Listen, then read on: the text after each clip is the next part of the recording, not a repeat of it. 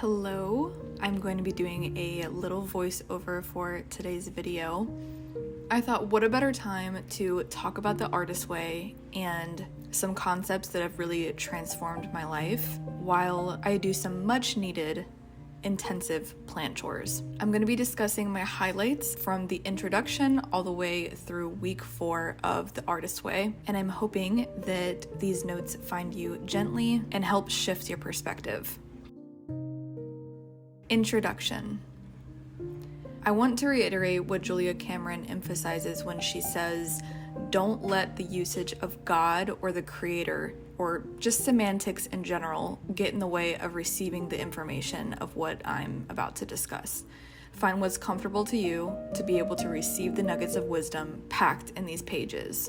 Talking about God or our spiritual relationships is very personal, and I'm hoping by sharing mine, it inspires you to go deeper in yours. Creativity is our true nature, and God is good creative energy. Creativity is the blood to our spiritual body. The point of the artist way is to be used as a spiritual chiropractor that aligns you with the creative energy of the universe in which we are all formed and immersed in. It's about connecting to what's beyond us, yet within us, because creating is a spiritual experience. Julia Cameron touches on what the journey may look like throughout recovery and discusses the basic principles and 2 tools that will become your lifeline, which are the morning pages and artist states. I won't be spending time going over those because they're really for each person to find what works for them. Week 1, recovering a sense of safety. One of our chief needs as creative beings is support.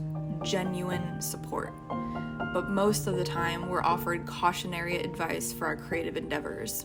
We're taught that art is a hobby around the edges and outskirts of real life rather than vital for sustaining our natural state as creative beings. When we judge our early artistic efforts, it's considered artistic abuse. When recovering creatively, it's necessary to go slow and gently because we're on a path of healing wounds, not creating new ones.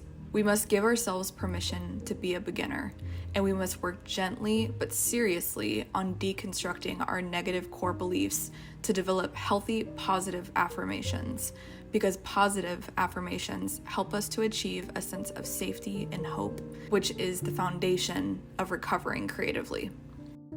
Week 2, recovering a sense of identity. Trusting our creativity is new, but trust is vital to this process. Going sane feels exactly like going crazy.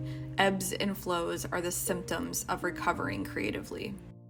During this time, it's important to be protective over our inner artist. Throughout this journey, we must trust we're on the right path, because what feels good and right and true to you might not make sense to others, but you are worthy of trusting yourself. You will learn to enjoy the process of creating and surrender the need to control the result. The process, the act of creativity in and of itself, will become the priority focus rather than the product or result. The skepticism we feel about our creative endeavors comes from our doubt and core belief that it's okay for us to be creative in the first place. Creative recovery is an exercise in open-mindedness. Rather than completely changing our beliefs, it's more important to examine them first and see where they came from. Survival lies in sanity. Sanity lies in paying attention. Paying attention requires being in the present moment, and the reward for this is always healing. Week 3, recovering a sense of power. Anger is something often ignored and suppressed. We really do anything but listen to it. But anger is a map, not to be acted out, rather acted upon. In creative recovery, anger is a sign of health.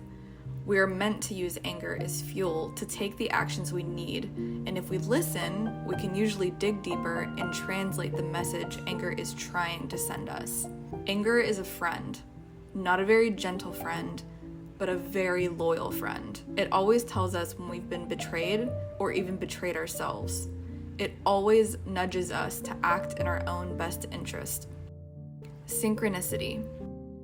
We often dismiss synchronicity as sheer coincidence rather than evidence we're on the correct path because the responsive creative force hears us and is acting on our behalf. We call it luck. We really call it anything but what it truly is, which is the hand of God activated by us as we act on our truest dreams when we've committed to our soul rather than continuously abandoning it. Creative recovery brings synchronicity everywhere if we master the art of paying attention. When we follow our inner nudges of what is true and correct to us, it will cause an intelligent, responsive universe to act in our best interest. Shame. Fear before action is usually caused by shame.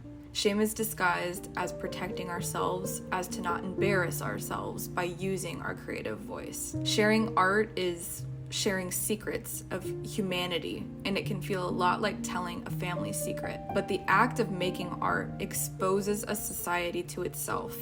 Art brings things to light. It illuminates us. It sheds light on our own lingering darkness.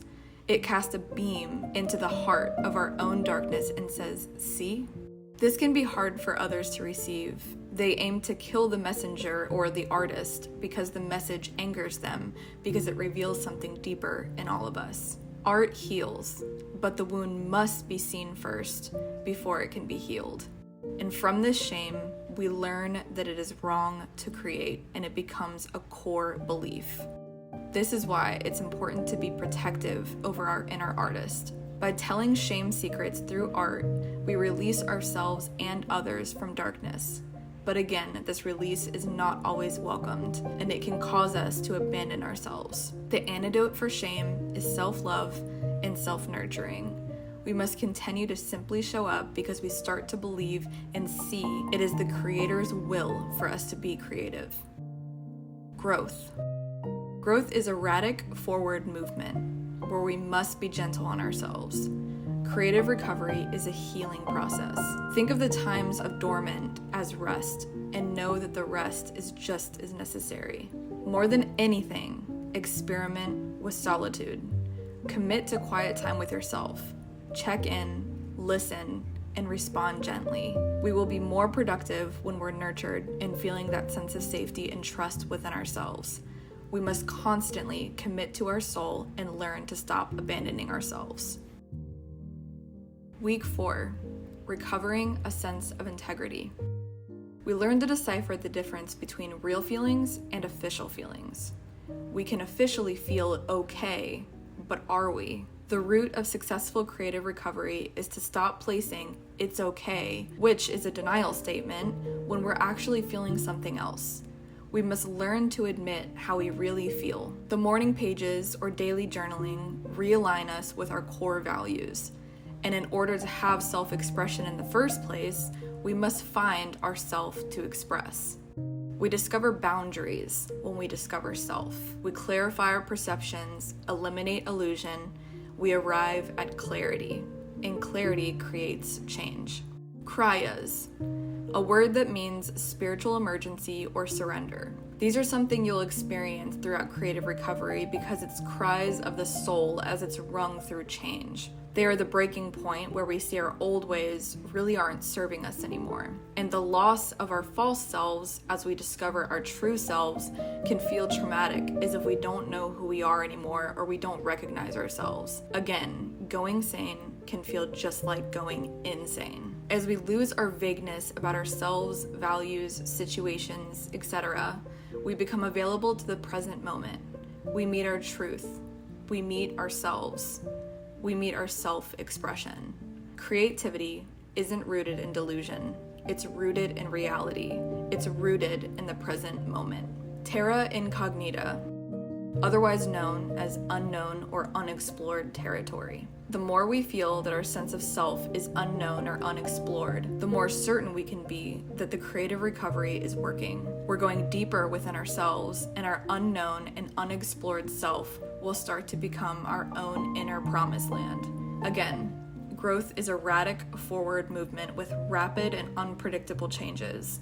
Just keep walking. Just keep showing up. Everything will begin to look different and have a new meaning. And we must constantly seek to be in the present moment, emptying our lives of distractions, because that will ultimately thrust us into the sensory world where we find ourselves in the truth of our reality.